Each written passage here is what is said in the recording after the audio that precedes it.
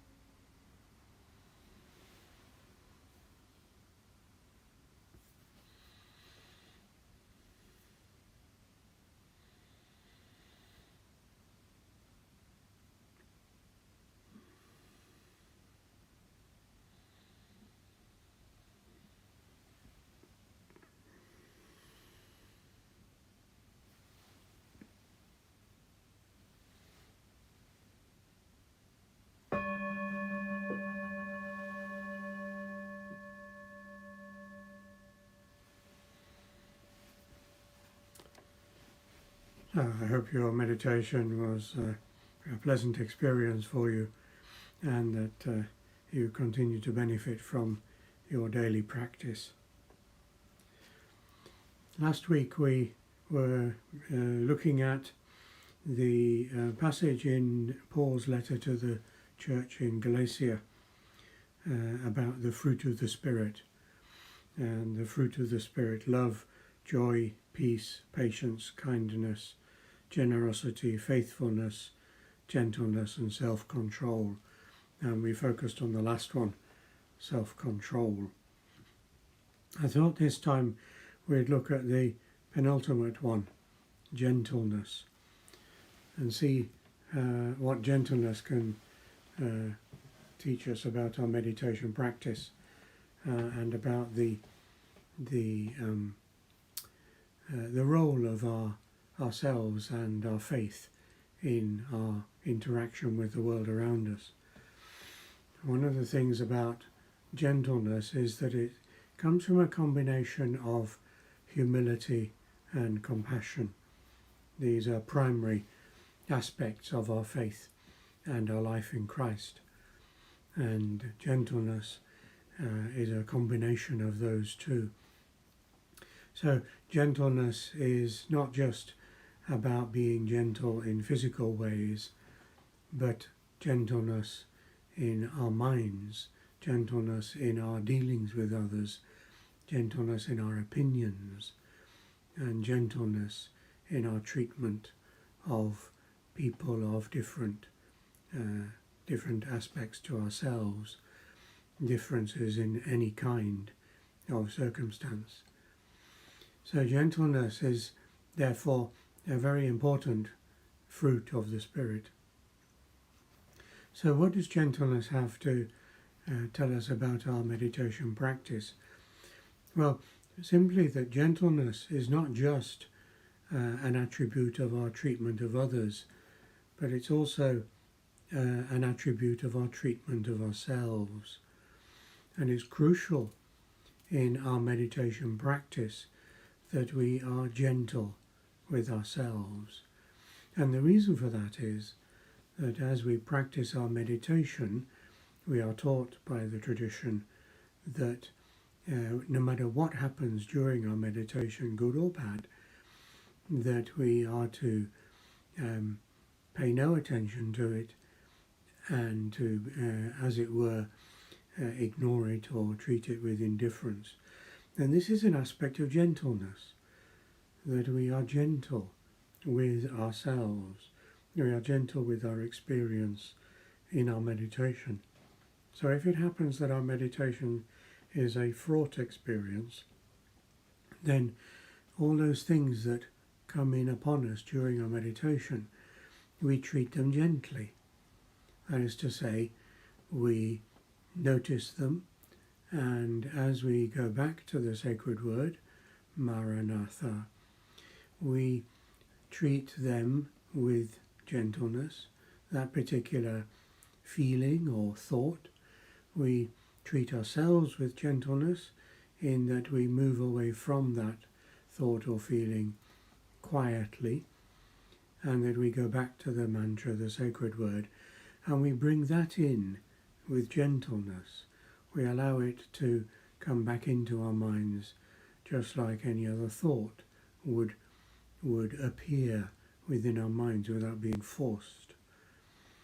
So gentleness is quite a pervasive quality in our experience, and it's, as I say, one of the fruit of the Spirit that we are told by St. Paul in his letter to the church in Galatia, that it's one of those aspects of our character in Christ, gentleness to ourselves. And this is a particularly significant issue, because when we are about our daily activities, and indeed in our sleeping, when we find ourselves interacting with others, interacting with events, interacting with circumstances, that we offer gentleness as our primary approach. So the gentleness that we offer to others and to circumstances and situations means that we don't, as it were, become volatile in anger or excitement. We don't become incautious in our judgment of others, that we recognize that other people have their own circumstances and situations and backgrounds, and who are we to judge, because we cannot know them. And indeed, we don't judge ourselves because we are still not fully aware of every aspect of ourselves. So this idea of gentleness, it applies in very many different circumstances. So gentleness then is a primary quality, not just of our interaction with the world around us, but our interaction within ourselves. And I mentioned a moment ago, not just in our waking time, but in our sleeping as well. And sometimes we find that we may have woken with an awareness of a dream that we might have had. And occasionally we will still carry the residue of the emotion from that dream, because the dream hadn't concluded and we were awoken from it. The particular issue here is that that emotional content can sway our behavior during the day, and we can react to things as dictated by that emotion that has transferred from our dream into our waking. So what we do with the practice of meditation is we learn the skill of being aware. And as we are aware of the dream, and as we think about it soon after we are awakened and have been conscious that we were dreaming, we look back at the dream and we allow our intellect to contemplate the nature of the dream. Some particular aspect or moment within the dream will become clear to us in our thinking, our reasoning intellect, and we will look at that, the dynamic in the dream, and try and allow our intellect to penetrate the significance of the moment, because the emotions that we're carrying will have come from that. And as we do that, we allow our intellect to contemplate it, and our intellect will then show us, thoughts will come into our mind that show us why it might have been, what was the reaction that brought about that particular part of the dream, what was the emotion that was associated with it, and why was it there. Our intellect always asks the question, why? Why did that happen, and what was behind it? And then perhaps we will discover that there is some underlying reason or issue that becomes part of our understanding of that dynamic. And by doing that, then we can complete the dream, because we can then, knowing what is underpinning that particular aspect of the dream and the emotion, we can then look at that underlying issue and say to ourselves, well, what's wrong with this? What am I being shown here, and what can I do about it? How may I change my perspective so that that particular emotion, that particular issue will no longer have control over me, will no longer affect my behavior? And this particular way of dealing with our dreams and the residue of our dreams as we wake up is a particularly useful attribute to have. And so what we're doing there is applying this notion of gentleness. We are gentle with ourselves, we are gentle with the dream, we are gentle with the emotion. We stand alongside it, as it were, and put our arm around it and befriend it and seek to help it, and then therefore to fulfill our potential through the healing of it. So this particular fruit of the Spirit, gentleness, is a very important aspect, and that's why Paul lists it as a fruit, not just gentleness in the outward sense, but gentleness in the inward sense as well.